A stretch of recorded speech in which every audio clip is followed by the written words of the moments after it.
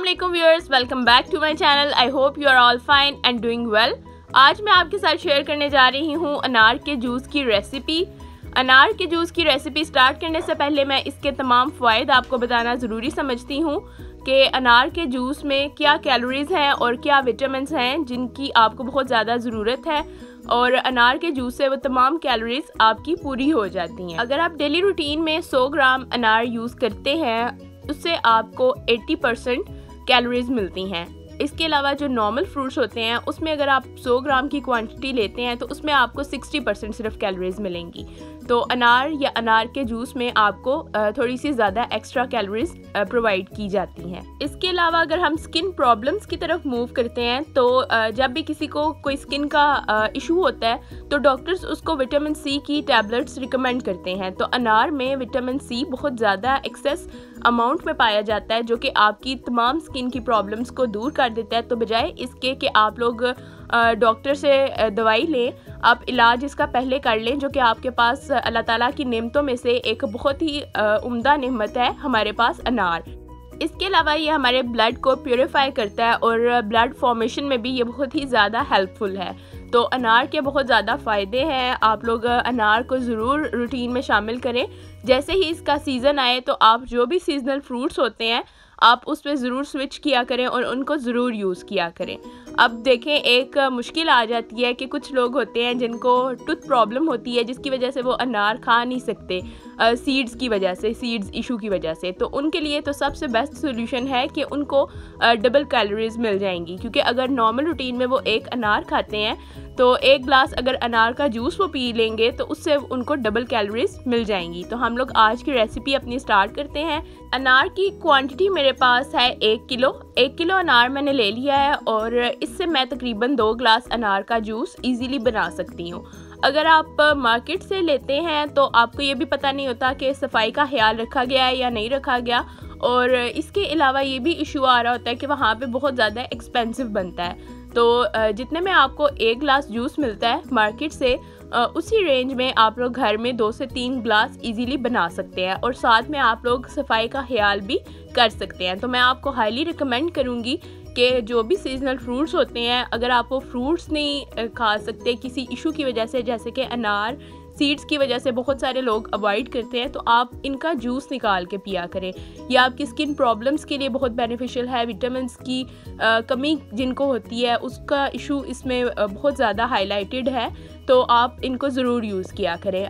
जितने इसके बेनिफिट्स हैं इसके साथ साथ इसका तरीक़ाकार थोड़ा सा मुश्किल है। इतना ज़्यादा मुश्किल नहीं है, अपने लिए इंसान इतना तो कर सकता है, वो ये कि आप लोगों को इसके दाने निकालने में थोड़ा सा टाइम ज़रूर दरकार होगा, लेकिन इसका वे बहुत ही सिंपलेस्ट है।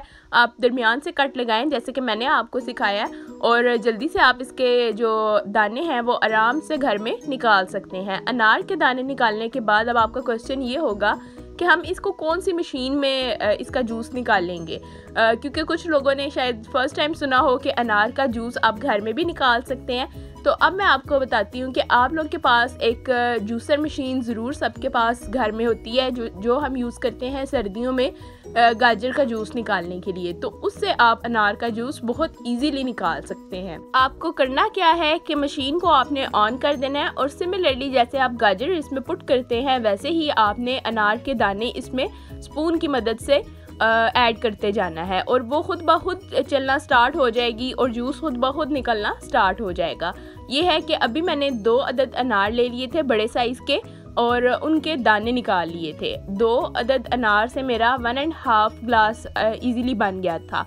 आप अगर 1 किलो पूरा लेते हैं तो उससे आपके 2 से 3 ग्लास नॉर्मली इजीली बन सकते हैं। तो आप ये रेसिपी ज़रूर ट्राई कीजिएगा, क्योंकि अभी तो सीज़न भी है अनार के जूस का, तो आप इसको इजीली बना सकते हैं। देखिए जल्दी से मैं इसमें डालती जा रही हूँ, और इसको प्रेस करने की भी ज़रूरत नहीं है, क्योंकि जो गाजर होती है वो थोड़ी सी हार्ड होती है, तो उसको आपको प्रेस करने की ज़रूरत पड़ती है तब उसका जूस निकलता है। लेकिन अनार के जो दाने हैं वो बिल्कुल छोटे से होते हैं, तो जैसे ही मैं मशीन में पुट कर रही हूँ वो जल्दी से इसको ब्लेंड कर देती हैं और जल्दी से उसका जूस निकल आता है। फ्रेश जूसेस को लेके मैं तो खुद भी बहुत कॉन्शियस हूँ, और जैसे ही कोई सीजनल फ्रूट आता है तो मैं ज़रूर उसका जूस ट्राई करती हूँ। तो इंशाल्लाह आपके साथ भी कमिंग वीडियोस में डिफरेंट जूसेस आपको रिकमेंड करूँगी और बनाना भी सिखाऊंगी कि आप घर में इजीली कैसे बना सकते हैं और सीजनल फ्रूट्स का कैसे फ़ायदा मुकम्मल तौर पे उठा सकते हैं, क्योंकि अल्लाह ताला ने हमें इतनी नेमतें दी हैं हमारे लिए, तो हमें इसका फ़ायदा ज़रूर उठाना चाहिए।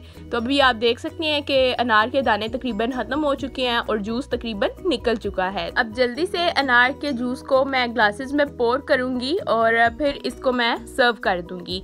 तो आप ये नॉर्मली डेली रूटीन में ब्रेकफास्ट में भी ले सकते हैं, क्योंकि फ़्रेश जूसेस जो होते हैं वो ब्रेकफास्ट में बहुत ज़्यादा रिकमेंडेड होते हैं। नहार में जब आप फ्रेश जूसेस को यूज़ करते हैं तो इससे आपकी तमाम प्रॉब्लम्स जो होती हैं, स्किन प्रॉब्लम्स हैं, इसके अलावा भी बहुत सी प्रॉब्लम्स होती हैं जिनसे आपकी ये इशू रिजॉल्व हो जाते हैं। तो ग्लास में मैंने पोर कर दिया। आप देखें इसकी जो शक्ल है वो कितनी खुश जायका लग रही है। मुझे उम्मीद है कि मेरे तमाम व्यूअर्स को आज की जो डिफरेंट सी वीडियो है अनार के जूस की, और वो भी मैंने आपको घर पे बनाना सिखाया, तो आपको बहुत ज़्यादा पसंद आई होगी। तो आपने क्या करना है, नमक जो काला नमक है वो थोड़ा सा ऐड कर लेना है और उसको मिक्स कर देना है। अब ये मैंने नॉर्मल सी एक प्रेजेंटेशन की थी अनार के छिलकों के साथ, जो कि मुझे उम्मीद है कि आप सबको ये भी अच्छी लगी होगी।